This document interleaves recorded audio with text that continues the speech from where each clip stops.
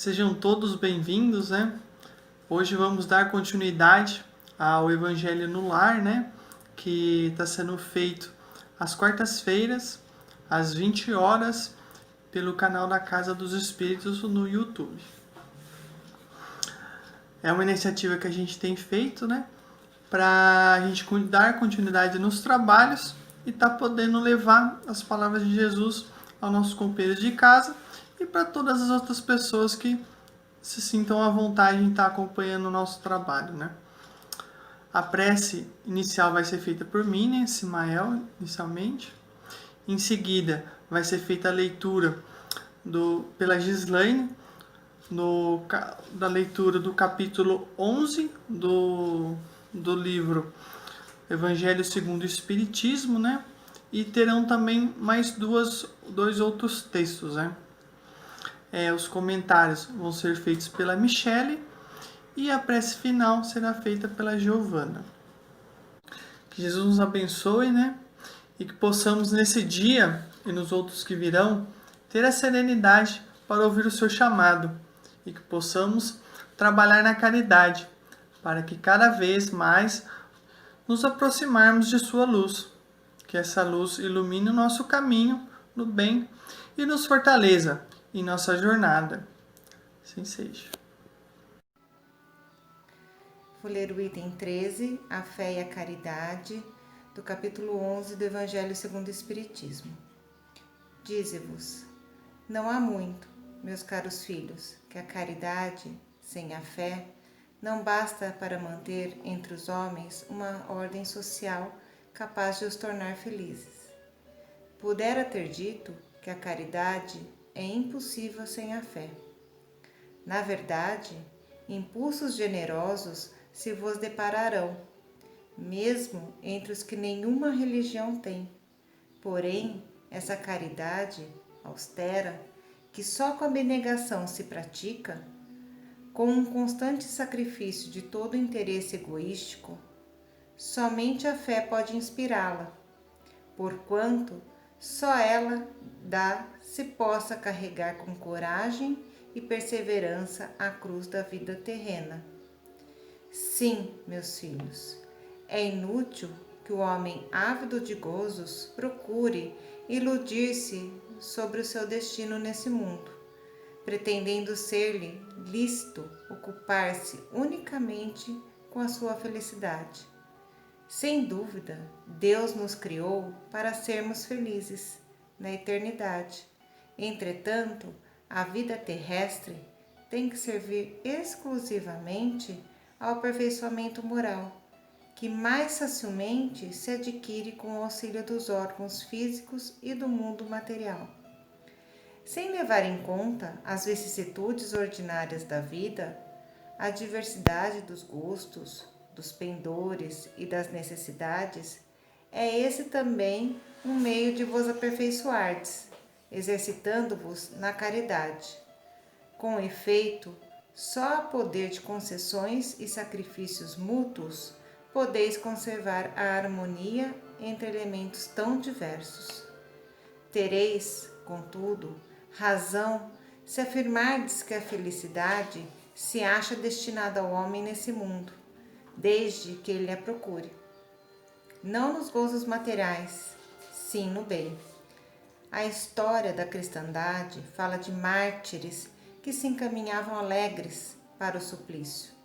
Hoje, na vossa sociedade, para seres cristãos, não se vos faz mister nem o holocausto do martírio, nem o sacrifício da vida, mas única e exclusivamente o sacrifício do vosso egoísmo, do vosso orgulho e da vossa vaidade. Triunfareis se a caridade vos inspirar e vos sustentar a fé. Espírito Protetor, Cracóvia, 1861. Agora eu vou ler Homens de Fé, livro Pão Nosso, de Chico Xavier, pelo Espírito de Emmanuel. Todo aquele, pois, que escuta essas minhas palavras e as pratica, assemelhá-lo-ei ao homem prudente que edificou a sua casa sobre a rocha. Jesus, Mateus, capítulo 7, versículo 24. Os grandes pregadores do Evangelho sempre foram interpretados à conta de expressões máximas do cristianismo, na galeria dos tipos veneráveis da fé. Entretanto, isso somente aconteceu quando os instrumentos da verdade efetivamente não olvidaram a vigilância indispensável ao justo testemunho. É interessante verificar que o Mestre destaca entre todos os discípulos aquele que lhe ouve os ensinamentos e os pratica. Daí se conclui que os homens de fé não são aqueles apenas palavrosos e entusiastas, mas os que são portadores igualmente da atenção e da boa vontade perante as lições de Jesus, examinando-lhes o conteúdo espiritual para o trabalho de aplicação no esforço diário. Reconforta-nos assinalar que todas as criaturas em serviço no campo evangélico seguirão para as maravilhas interiores da fé. Todavia, cabe-nos salientar em todos os tempos o subido valor dos homens moderados, que, registrando os ensinos e avisos da Boa Nova, cuidam desvelados da solução de todos os problemas do dia ou da ocasião, sem permitir que suas edificações individuais se processem longe das bases cristãs imprescindíveis. Em todos os serviços, o concurso da palavra é sagrado e indispensável, mas aprendiz algum deverá esquecer o sublime valor do silêncio, a seu tempo, na obra superior do aperfeiçoamento de si mesmo, a fim de que a ponderação se faça ouvida dentro da própria alma, norteando-lhes o destino. Eu vou ler o Irmão, que está em Vinha de Luz, de Chico Xavier, pelo Espírito de Emmanuel.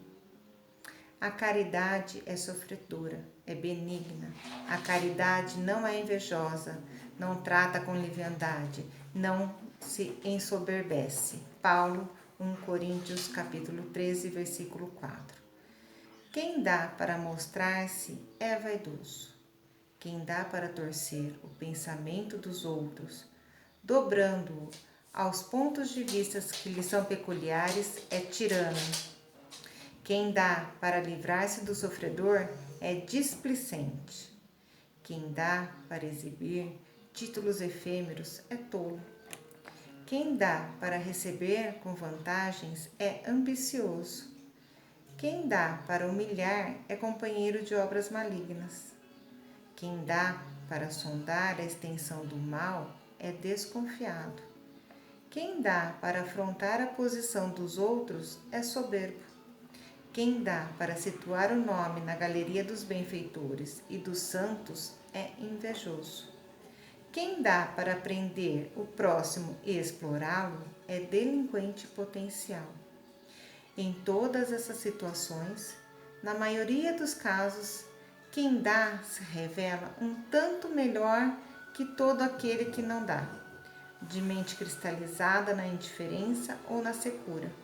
Todavia, para aquele que dá, irradiando o amor silencioso, sem propósitos de recompensa e sem mescla de personalismo inferior, reserva o plano maior, o título de irmão. Agora, complementando então as nossas leituras do Evangelho, nós vamos fazer alguns comentários sobre o texto e sobre as mensagens. Bom, nós vimos muito sobre a caridade e a fé e alguns conceitos sobre elas. E nós vimos que a caridade, ela independe de rótulos, sejam religiosos ou filosóficos ou doutrinários, e ela pode ocorrer, né, vinda de diferentes pessoas ou entidades, organizações. E que bom que isso acontece, porque nós temos muita necessidade, né, digamos assim, se for ver somente do ponto de vista material, e a gente sabe que a caridade não envolve só isso, né? E a gente vai falar um pouquinho a respeito também, Mas considerando só a caridade material, a doação de alimentos, de roupas, de quantias, de dinheiro que auxiliam a todos, né, digamos assim, que se encontram em necessidade, a gente tem, né, infinitas possibilidades de auxílio. Então, é muito bom que a caridade não seja restrita, né, e que seja realizada por diferentes pessoas, diferentes fontes, como nós falamos. Porém, é falado também no texto sobre a fé. A fé é aquela crença verdadeira no sentido de que você tem, né, conhecimento e você aplica no seu dia a dia aquele conhecimento que você recebeu. E você faz, né? Seria isso, faz a sua vida um momento em que você pode trazer crescimento e também melhorando, né? Principalmente esses traços que a gente tem ainda de orgulho, de egoísmo. Então, a partir da fé, a gente vai se fortalecendo para que a gente possa se livrar dessas amarras. Então, é bem colocado no texto que a fé e a caridade, elas se complementam. Não, elas não são dependentes, mas elas se complementam muito. Isso porque, também, né, falado na terceira mensagem, a caridade ela pode acontecer de maneira muito automática, digamos assim, principalmente para a doação, essa parte material, a gente pode direcionar uma doação a alguém, mas sem necessariamente envolver uma crença, né, uma emoção, um sentimento naquela doação. A gente pode fazer isso automaticamente. E também, né, foi falado nessa terceira mensagem, um outro aspecto que a gente sabe, né, que ocorre da caridade ser feita com intenções de vaidade, né, de mostrar, de ser algo bem visto, né. Hoje, graças a Deus, a caridade é algo que é muito incentivado na nossa sociedade, né? E isso foi uma mudança muito grande até que nós chegássemos a esse ponto. Então, pode sim ocorrer da caridade ser feita com propósitos de mostrar, né? Olha, eu faço aqui. Então, a gente tem que entender que de qualquer uma das formas, né? Até nesse ponto, feito com interesse, essa caridade vai ser benéfica para quem recebe. Porém, a caridade ela pode ser muito mais benéfica e proveitosa para quem faz também. E na verdade é esse o sentido. Por isso que nós seguimos numa sociedade onde a gente tem pessoas em diferentes momentos. E a caridade é algo assim que hoje você está em condições de ajudar, mas em outros momentos você recebe ajuda. Então, aí também complementando, caridade, como nós colocamos aqui, não é só algo material, algo físico, né, que você pode tangível, né, que você pode dar a outra pessoa doando. Você pode fazer vários tipos de doação. Você pode doar um dos bens mais preciosos, que é o seu tempo, em razão de alguém. Você pode auxiliar de diferentes formas, com uma palavra, com uma atitude. E, na verdade, essas são as oportunidades de caridade diárias que nós temos no nosso caminho. E que aí, na segunda mensagem, é falado que é o nosso momento de estarmos mais atentos a quem nos chama. Porque muitas vezes a gente não se encontra ainda em condições de ajudar. De ajudar no sentido tanto da caridade material como dessa caridade que nós conversamos aqui, a caridade do sentimento da doação de amor. Mas a gente tem, né, sempre oportunidades surgindo para que a gente possa crescendo com os nossos sentimentos, né, de se dispondo a ajudar, e que pouco a pouco se torne espontâneo. Então a gente tem muitas caridades que a gente pode praticar. E vamos então deixar como uma tarefa na semana para que a gente possa exercitar essas caridades. Não só a material, muito importante também, mas também estas caridades. A paciência com aquela pessoa difícil que está diariamente ao nosso lado. A paciência, não só a paciência, né, mas também o respeito, a caridade do silêncio, na hora em que a gente está muito nervoso, exaltado e que pode ferir a muitas pessoas, emocionalmente falando.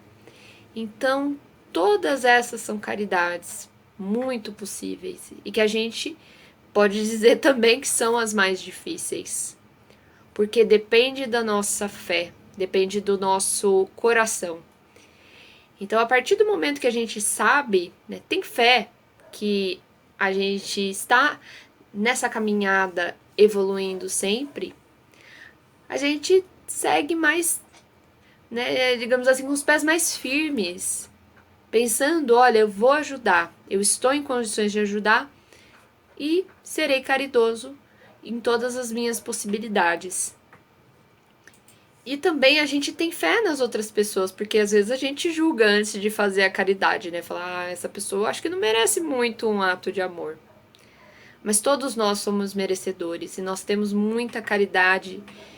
Nós recebemos, na verdade, muita caridade de Deus e de Jesus, que compreende as nossas falhas, mas que sempre nos encoraja para que a gente possa, né, colocando situações no nosso caminho, para que a gente possa continuar seguindo adiante.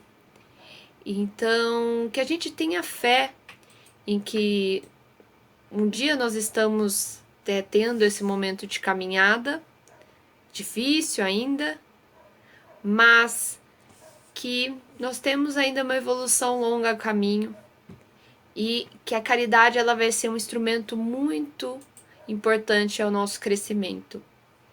Então, que a gente agradece muito essas reflexões e que a gente possa colocar em prática, então, durante a nossa semana.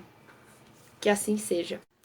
Caminhando, então, para a última parte desse nosso Evangelho no Lar, vamos elevando os nossos pensamentos em gratidão ao Mestre Jesus pelos ensinamentos por ele trazidos e que hoje chegaram até os nossos corações, nos iluminando os nossos lares, as pessoas do nosso convívio, seja ele direto ou indireto.